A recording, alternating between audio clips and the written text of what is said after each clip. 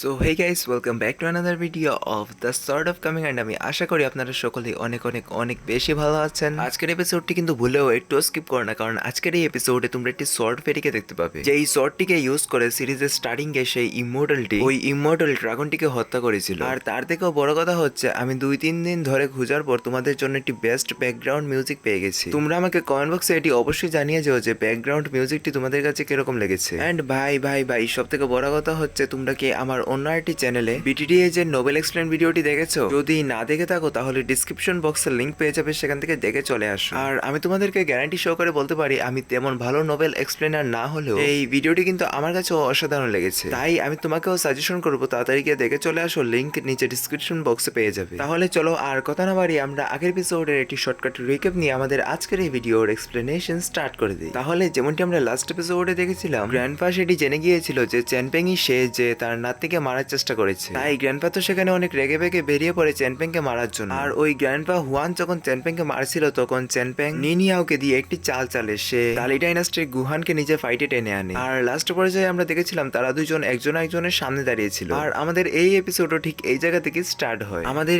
এই এপিসোডের স্টার্টিং আমরা দেখতে পাই যে প্রথমে গ্র্যান্ডপা অ্যাটাক করার জন্য এগিয়ে আসে, তখন গুহান সেই অ্যাটাকটিকে ডজ করছিল নিজের থান্ডার ড্রাগন দিয়ে। সেখানে ওই ইভিল বডি প্লাস ওই থান্ডার ড্রাগনের মধ্যে বেশ ভালোই টক্কর হচ্ছিল। আর যখন তারা একটু দূর ছিটকে যায়, তখন আমরা দেখতে পাই যে সেখানে গ্র্যান্ডপার অবস্থা একটু খারাপ হয়ে যায়। কিন্তু সেখানে গ্র্যান্ডপা আবার ফাইট করার জন্য রেডি হতেই যাবে, তখনই সেখানে গ্র্যান্ডপার নাতনি চলে আসে। যার কারণে গুহান বলে, ও তাহলে আমি তোমার ফ্যামিলি মেম্বারের সামনে তোমাকে মারতে চাই না, তুমি এমনিতে তো ফাইট অনেক ভালো করো, তাই আমি পরবর্তীতে তোমার সঙ্গে ফাইট অবশ্যই করবো। তখন সেই গ্র্যান্ডপা বলে যে হ্যাঁ, আপনিও অনেক ভালো ফাইট করেন, কারণ আমার এই ডিমন বডির অ্যাটাক আজ পর্যন্ত কেউই সহ্য করতে পারেনি। কিন্তু আপনি যে সেটি সহ্য করে ফেলেছেন সেটাই নয়, বরং আপনি আমার সামনে একদম ঠিকভাবে দাঁড়িয়েও রয়েছেন। তখন গুহান বলে, যেমনটি তুমি মনে করো। এটি বলে সে সেখান থেকে চলে যায়। তারপর আমরা সেখানে গ্র্যান্ডপা হুয়ানের নাতনিকে দেখতে পারি, সে এসে গ্র্যান্ডপাকে বলছিল, গ্র্যান্ডপা এবার না লিন ফ্যামিলি তাদের দায়িত্ব ঠিকভাবে পালন করেছে, তারা এখন আমাকে মোটামুটি ভালোভাবেই প্রোটেক্ট করেছে। তখন লিন ফ্যামিলি এল্ডার সেখানে গ্র্যান্ডপাকে গ্রিট করে বলে, গ্র্যান্ডপা দেখুন, আমি বলেছিলাম না আমি আপনার নাতিকে কিছুই হতে দেবো না, আমাদের ঘরে আগুন লেগে গিয়েছে, তারপরও আমি আপনার নাতনিকে বাঁচিয়ে এনেছি।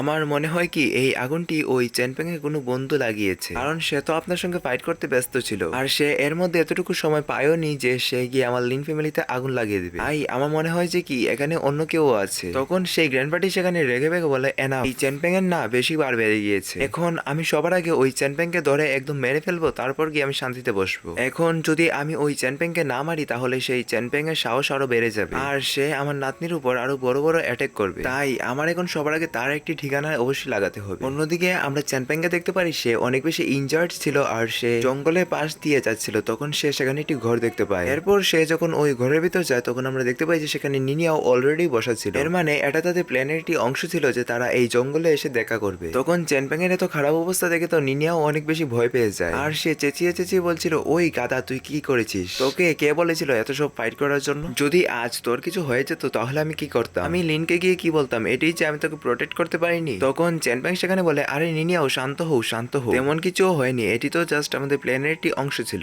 আর আমাদের মেইন প্ল্যান তো এখান থেকে স্টার্ট হতে যাচ্ছে। গ্র্যান্ডপা যখন জঙ্গলে চলে আসবে, তখনই তো আমাদের মেইন প্ল্যান অ্যাক্টিভ হয়ে যাবে। এর মানে বুঝতে পারতেছো টুইস্ট এখনো বাকি রয়ে গেছে। তখন হঠাৎ করে চ্যানপেং বলে, আচ্ছা নিনিয়াও তুমি একটু ওইদিকে তাকাও, আমি আমার পিঠে মলম লাগিয়ে নিই। তখন নিনিয়াও এক সাইডে গিয়ে দাঁড়িয়ে যায়। অন্যদিকে আমরা চ্যানপেংকে দেখতে পারি, সে শার্টের উপর দিয়েই মলম লাগাচ্ছিল, কিন্তু সে সেখানে ঠিকভাবে মলম লাগাতে পারছিল না। অন্যদিকে আমরা আবার নিনিয়াওকে দেখতে পারি, সে চ্যানপেং এর অনেক বেশি চিন্তা করছিল, যার জন্য সে বারে বারে উকি দিয়ে দিয়ে দেখছিল যে চ্যানপেং কি করছে। তখন নিনিয়াও দেখতে পায় যে চ্যানপেং গাদা তো তার শার্টের উপর দিয়েই মলম লাগাচ্ছে, তাহলে সে নিনিয়াওকে ওই পাশে ঘোরার জন্য কেন বলেছে। এরপর নিনিয়াও সেখানে অনেক রেগে বেগে চ্যানপেং এর কাছে যায়, আর চ্যানপেংকে গিয়ে এ বিষয়ে জিজ্ঞাসা করলে চ্যানপেং বলে, আরে আমি তো আমার শার্টের উপর দিয়ে মলম লাগাবো, কিন্তু আমি তোমাকে ওই পাশে ঘুরতে বলেছি কারণ আমি যখন ওই গ্র্যান্ডপার সঙ্গে ফাইট করছিলাম না, তখন আমার পিঠে অনেকগুলা ক্ষত পড়েছে, আর সেগুলা থেকে হেভি অ্যামাউন্টের রক্ত চড়ছে। আমি তো মনে করেছিলাম তুমি এই দৃশ্য দেখলে ভয় পেয়ে যাবে, তাই তো আমি তোমাকে বলেছিলাম যে তুমি ওইদিকে ঘুরে যাও। তখন নিনিয়াও সেখানে চ্যানপেং এর আর কোনো কথাই শুনে না, আর সে এগিয়ে গিয়ে নিজেই চ্যানপেং এর পিঠে মলম লাগাতে শুরু করে দেয়। তখন নিনিয়াও মলম লাগাতে লাগাতে বলে, এখন কি ভালো লাগছে? তখন চ্যানপেং বলে, হ্যাঁ হ্যাঁ এখন তো অনেক ভালো লাগছে, অনেক আরাম লাগছে। মানে ভাই এত সুন্দর মেয়ে যদি মলম লাগিয়ে দেয় না, তাহলে আরাম তো লাগবে। তখন নিনিয়াও বলে, এটা তো আমার দায়িত্ব, কারণ আমি যখন অনেক বেশি ইনজার্ড ছিলাম তখন তো তুমি আমাকে খুব ভালোভাবে দেখেছো, প্রতি পয়েন্টে পয়েন্টে জয়েন্টে জয়েন্টে মলম লাগিয়ে দিয়েছো, তাহলে আমি তোমাকে লাগিয়ে দিলে সমস্যা কি? এইসব বলতে বলতে তারা সেখানে বেশ কিছুক্ষণ টাইম স্পেন্ড করছিল। অন্যদিকে আমরা সেই গ্র্যান্ডপা হুয়ানকে দেখতে পারি, সে অলরেডি জঙ্গলের মধ্যে চলে এসেছিল, আর সেখানে এখানে আসার পর সে নিজে পাওয়ার ইউজ করে চ্যানপিং এর প্রেজেন্স অনুভব করার চেষ্টা করেছিল। মানে আমাদের চ্যানপিং হান এখানে আসার পর সে কোথায় কোথায় গিয়েছিল, গ্র্যান্ডপা সেখানে নিজে পাওয়ারের মাধ্যমে সেটা ক্যালকুলেশন করতে স্টার্ট করে দেয়। আর তখন গ্র্যান্ডপা ক্যালকুলেশন করতে করতে একটি রাস্তা পেয়ে যায় আর গ্র্যান্ডপা ওই রাস্তা দিয়ে যাচ্ছিল। তখন আমাদেরকে সেখানে আরেকটি সিন দেখানো হয় যেখানে আমরা দেখতে পারি যে এটাই তো আমাদের চ্যানপিং এর প্ল্যান ছিল, কারণ সে চাচ্ছিল যখন সে নিনিয়াওয়ের কাছে আসবে তখন সে জঙ্গলের অন্য একটি জায়গায় যাবে, কারণ গ্র্যান্ডপা যদি তার প্রেজেন্সকে অনুভব করে ফেলে তাহলে সে চুপচাপ এসে তাদের উপর অ্যাটাক করে দেবে, যার জন্য সে সেখানে রিস্ক একদমই নেয় না। তাই সে সেখানে একটি অন্য ধরনের রাস্তা দিয়ে গিয়েছিল যাতে গ্র্যান্ডপা তাদেরকে খুব সহজে খুঁজে না পায়। আর আমরা গ্র্যান্ডপাকে দেখতে পারি সেও ওই রাস্তা দিয়েই যাচ্ছিল। অন্যদিকে আমরা নিনিয়াওকে দেখতে পারি সে বাইরে এসে সেখানে একটি পাথর দেখতে পায়, যেটি দেখে সে চেনপেংকে জিজ্ঞাসা করে, আচ্ছা চেনপেং এই পাথরটি কি? তখন চেনপেং বলে, আরে নিনিয়াও তুমি জানো এই পাথরটি না আমার জন্য গুড লাক, কারণ আমি যখন এখানে লাকড়ি কাটতে আসি না তখন আমি এই পাথরটিতেই আমার কুড়ালটি ধার দেই। তখন আমরা এগেই নিনিয়াওকে দেখতে পারি সে ওই পাথরটিকে চিনে গিয়েছিল। সে বলে, এই পাথরটির ধার তো অনেক ভালো, এই পাথরটিকে দিয়ে পৃথিবীর পাওয়ারফুল থেকে পাওয়ারফুল শর্টকেও ধার দেওয়া যাবে, আর তুমি এখানে এসে এই রেয়ার পাথরটিতে তোমার কুড়াল ধার দিচ্ছ।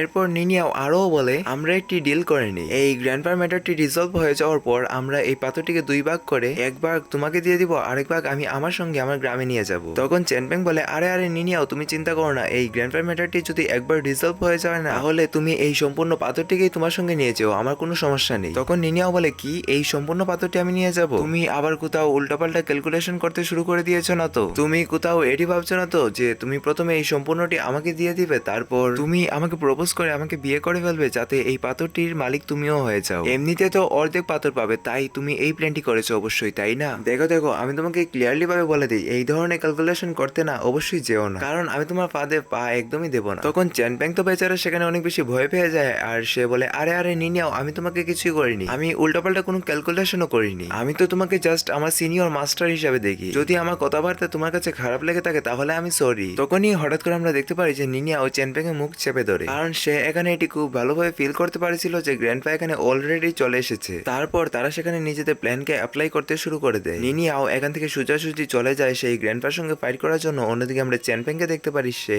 চলে যায় তাদের আইটি প্ল্যানকে অ্যাক্টিভ করার জন্য। অন্যদিকে আমরা গ্র্যান্ডপাকে দেখতে পাই সে পাগলের মতো দৌড়াচ্ছিল আর সেখানে জঙ্গলের সবগুলো বাঁশকে উফরে ফেলে দিচ্ছিল। তখন একটি পর্যায়ে এসে সে সেখানে থেমে যায়, কারণ ঠিক তার সামনে দাঁড়িয়েছিল আমাদের নিনিয়াও। তখন ওই গ্র্যান্ডপা হুয়ান নিনিয়াওকে বলে, আমি যদি ভুল না হই তাহলে তুমি সেই মেয়ে যে লিন ফ্যামিলিতে আগুন ধরিয়েছিল। তখন নিনিয়াও বলে, হ্যাঁ একদম ঠিক ধরেছো। এরপর সেখানে গ্র্যান্ডপা নিনিয়াওকে বলে, আমি জানি না তোমার ফ্যামিলির সঙ্গে আমার কি শত্রুতা বা তোমার সেক্টরের সঙ্গে আমার জেঙ্গেন মাউন্টেনে কি শত্রুতা, আর তুমি কেনই বা আমাদের বিরুদ্ধে গিয়ে চেনপেংকে সাহায্য করছো, যে জায়গায় চেনপেং তো আমাদের থেকে অনেক বেশি উইক, আর আমার ফ্যামিলির এক একটি সার্ভেন্ট চেনপেং থেকে অনেক বেশি পাওয়ারফুল, আর তোমাকে দেখে এটি একদমই মনে হচ্ছে না যে তুমি কোনো সাধারণ মেয়ে, তাহলে তুমি কেনই বা আমাদের জেঙ্গেন মাউন্টেনের বিরুদ্ধে গিয়ে চেনপেংকে সাহায্য করছো। তখন নিনিয়াও বলে কতগুলা কথা বলে, এটি বলে সে তার আশেপাশে বাঁশগুলা কেটে সেই বাঁশগুলা দিয়ে গ্র্যান্ডপার উপর অ্যাটাক করে দেয়। সেই অ্যাটাকগুলা গ্র্যান্ডপা খুব ইজিলি ভাবে ডজ করে ফেলে। তারপর নিনিয়াও গ্র্যান্ডপার কাছে এসে গ্র্যান্ডপার উপর তার শর্ট দিয়ে অ্যাটাক করেছিল, যেগুলোকে গ্র্যান্ডপা খুব ইজিলি ভাবে ডজ করে ফেলে। কিন্তু সেখানে আনফরচুনেটলি ভাবে একটি অ্যাটাক গ্র্যান্ডপার হাতে লেগে যায়, কারণে সেখানে গ্র্যান্ডপার হাত সামান্য একটু কেটে যায়। এন্ড তখন গ্র্যান্ডপা বলে, এতগুলা বছরে না প্রথমবার কেউ আমার উপর অ্যাটাক করার সাহস দেখিয়েছে, তুমি জাস্ট একটি বাচ্চা মেয়ে হলেও তুমি অনেক বেশি পাওয়ারফুল, তোমার সঙ্গে ফাইট করতে না অনেক বেশি মজা হবে। তখন নিনিয়াও বলে, হ্যাঁ আমি তো এখানে তোমাকে মারার জন্যই এসেছি, তাহলে চিন্তা করছো কেন? এরপর সেখানে এগেইন ওই গ্র্যান্ডপা আর নিনিয়াও এর মধ্যে ফাইট স্টার্ট হয়ে যায়। সেখানে নিনিয়াও এর স্পিড অনেক বেশি ছিল, যার জন্য গ্র্যান্ডপা সেখানে চাইলেও নিনিয়াও এর উপর অ্যাটাক করতে পারছিল না। কিন্তু নিনিয়াও তো সেখানে তার স্পিডের সুযোগ নিয়ে ফুল স্পিডে গ্র্যান্ডপার উপর অ্যাটাক করছিল। তারপর সে যখন গ্র্যান্ডপার উপর একটি অনেক স্ট্রং অ্যাটাক করতে যাবে তখনই গ্র্যান্ডপা সেখানে তার দুইটি শর্টকে নিজের দুইটি হাতের মাধ্যমে ধরে ফেলে। তারপর গ্র্যান্ডপা হুয়ান ওই দুইটি শর্টকে দুই পাশে ছুড়ে মারে। এরপর সে নিনিয়াওকে বলে, এখন তুমি কি করবে, তোমার শর্ট তো আর তোমার কাছে নেই। গ্র্যান্ডপা যখন এইসব বলছিল তখন আমরা দেখতে পাই যে হঠাৎ করে নিনিয়াও গ্র্যান্ডপার উপর লাথি হুসটা দিতে স্টার্ট করে দিয়েছে। মানে ভাই নিনিয়াওকে না এখানে ওই গ্র্যান্ডপার সামনে একটি বাচ্চা দেখাচ্ছিল, যার কারণে নিনিয়াও এর লাত হুসটার কোনো প্রভাবই গ্র্যান্ডপার উপর পড়ে না। তারপর সেখানে নিনিয়াও গ্র্যান্ডপার হাত থেকে বেঁচে বেঁচে ওই শর্ট গুলাকে এগেইন ধরার চেষ্টা করেছিল, কিন্তু গ্র্যান্ডপা তাকে সেটি করতে দেয় না।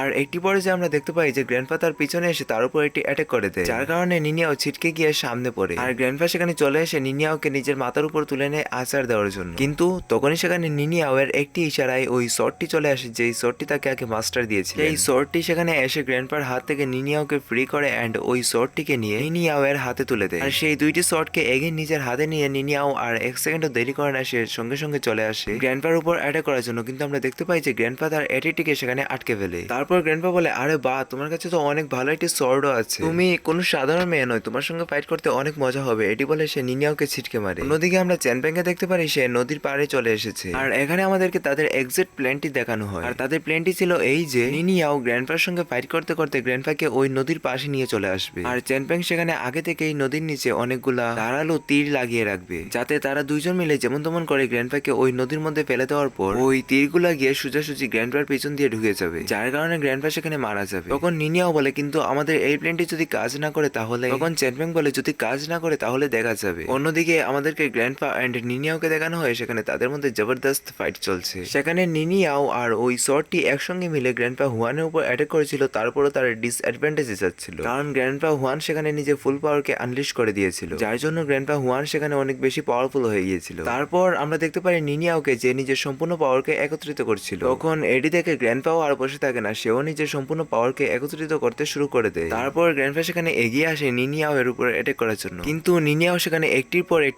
একটি ফুল স্পিডে স্ল্যাশ অ্যাটাক করেই যাচ্ছিল, যেইগুলো একদম সোজাসুজি গিয়ে সেই গ্র্যান্ডপার উপর লাগছিল। আর গ্র্যান্ডপা যখন সেখানে অনেকগুলো ধোঁয়ার মধ্যে আটকে যায় তখন নিনিয়াও দৌড়াতে দৌড়াতে ওই রিভারটির কাছে যাওয়ার চেষ্টা করেছিল, যেখানে চ্যানপ্যাং তার জন্য অপেক্ষা করছে। তারপরে সিনে আমরা দেখতে পাই যে গ্র্যান্ডপা সেই ধোঁয়াগুলো থেকে বেরিয়ে এসেছে, আর সে পাগলের মতো নিনিয়াওকে খুঁজছে, এবং খুঁজতে খুঁজতে একটি পর্যায়ে সে গিয়ে পৌঁছে গেছে ওই জায়গায় যেখানে নিনিয়াও ছিল। গ্র্যান্ডপা সেখানে আসার পর দেখতে পায় যে নিনিয়াও তার সোয়ার্ডের উপর করে একটি নদীর উপর দাঁড়িয়ে রয়েছে। এটি দেখে গ্র্যান্ডপার কাছে প্রথমে তো একটু সন্দেহ হয়, কিন্তু তারপর সে ওইদিকে এগিয়ে আসে, আর সে নিনিয়াওকে বলছিল যদি বেগে আসারই হতো তাহলে আমার সঙ্গে পাঙ্গা নিয়েছিলে কেন। তখনই আমরা দেখতে পাই যে চ্যানপ্যাং সেখানে তিনটি তীর মেরে গ্র্যান্ডপাকে অন্যমনস্ক করে ফেলে। তারপর সে একটি রশি দিয়ে টেনে গ্র্যান্ডপাকে ওই নদীর ভিতর ফেলে দেয়, যার কারণে সেখানে গ্র্যান্ডপার পায়ের ভিতর ওই তীরগুলা ঢুকে যায়। এটি দেখার পর তো ওই গ্র্যান্ডপাটি অনেক বেশি রেগে যায়। অন্যদিকে আমরা চ্যানপ্যাংকে দেখতে পারি সে নিনিয়াওয়ের দিকে তাকায়, এন্ড নিনিয়াও চ্যানপ্যাংয়ের দিকে তাকিয়ে একটি স্মাইল দেয়, কিন্তু সেই স্মাইলটি বেশিক্ষণ টিকে না, কারণ সঙ্গে সঙ্গে আমরা দেখতে পাই যে গ্র্যান্ডপা ওই সম্পূর্ণ সমুদ্রের পানিকে টানতে শুরু করে, মানে খেয়ে নিজের পেটের ভিতর ঢুকাতে শুরু করে। আর গ্র্যান্ডপা যখন সেখানে অলমোস্ট সবগুলো পানি খেয়ে ফেলেছিল তখন হঠাৎ করে নিনিয়াও চ্যানপ্যাংকে বলে চ্যানপ্যাং এখান থেকে তাড়াতাড়ি চলে যাও, আমি এই গ্র্যান্ডপাকে হ্যান্ডেল করছি। তখন চ্যানপ্যাংও সেখানে আর দেরি করে না, এন্ড সে সেখান থেকে দৌড়িয়ে চলে যায়। অন্যদিকে আমরা নিনিয়াওকে দেখতে পারি সেও সেখান থেকে ভাগছিল, কারণ নিনিয়াও এখানে খুব ভালো করে বুঝতে পারছিল যে এই ম্যাটারটি বর্তমানে তার হ্যান্ডেলের বাইরে চলে গিয়েছে। অন্যদিকে আমরা দেখতে পারি গ্র্যান্ডপাকে সে উঠে এসে মাটিতে এমন জোরে পাঞ্চ করে যে সঙ্গে সঙ্গে সেখানকার মাটিগুলা ফেটে যায়। এরপর গ্র্যান্ডপা সেখানে একটির পর একটি পাহাড় ভাঙতে ভাঙতে নিনিয়াও এর উপর অ্যাটাক করছিল,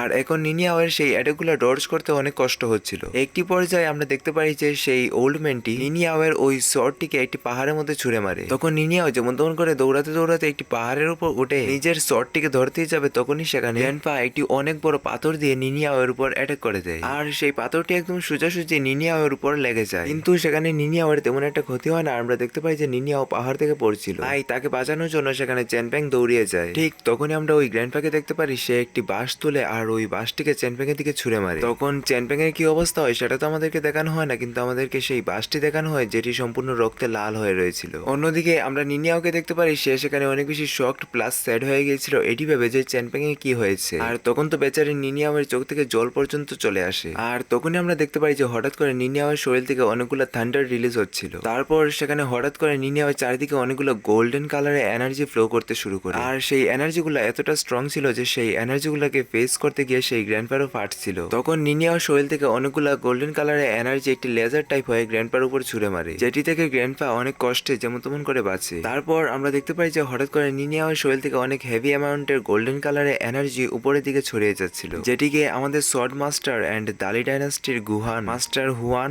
আর ওই জুহান নামে ছেলেটি যে আগে বক্সিং টেকনিকের নামে চ্যানপ্যাংকে অনেক মার মারছিল, সে তারা সকলেই ওই গোল্ডেন কালারের এনার্জিটিকে দেখছিল। তখন আমরা আবার ওই ফার্মাসিস্টকে দেখতে পারি সে ওই এনার্জিটিকে দেখে দেখে বলছিল তার জেগে ওঠার সময় হয়তোবা হয়ে গেছে, সে নিজের মাস্টার হয়তোবা খুঁজে পেয়ে গেছে। তারপর আমাদেরকে দেখানো হয় ওই ব্রিজটি যেটি পার করার জন্য মাস্টার হুয়ান লিনকে বারণ করেছিলেন, সেটির নিচে ঝুলে রয়েছিল একটি সর্ড, আর ওই সর্ডটি যাচ্ছিল সোজাসুজি নিনিয়াও এর কাছে। যেতে যেতে সেই সর্ডটি একটি ফিমেল ফিগারে কনভার্ট হয়ে যায়, আর তখন ওই ফিমেল ফিগারটি বলে এখন কমপক্ষে 10,000 বছর পর আমি আমার নতুন মাস্টারকে বেছে নিতে যাচ্ছি। বিগত 10,000 বছর ধরে আমি একা পড়ে রয়েছিলাম, তো আমি আজ তাকে পেয়ে গেছি যাকে আমি খুঁজছি। আর এখন এই শর্টটি চ্যানপ্যাং না নিনিয়াও কাকে বাঁচবে সেটা তো আমরা নেক্সট এপিসোডেই দেখতে পাবো, কারণ আমাদের এই এপিসোড এখানেই এন্ড হয়ে যায়। আমি চাইলে ভিডিও একটু লং করতে পারতাম, কিন্তু আমার ওই চ্যানেলটিতে ভিডিওটি যে নোবেল এক্সপ্লেন করতে হবে, তাই ভিডিওটা একটু শর্টকাটে শেষ করে ফেলেছি, তার জন্য সরি। তাহলে দেখা হচ্ছে অন্য কোনো ভিডিওতে, ততক্ষণের জন্য গুড বাই।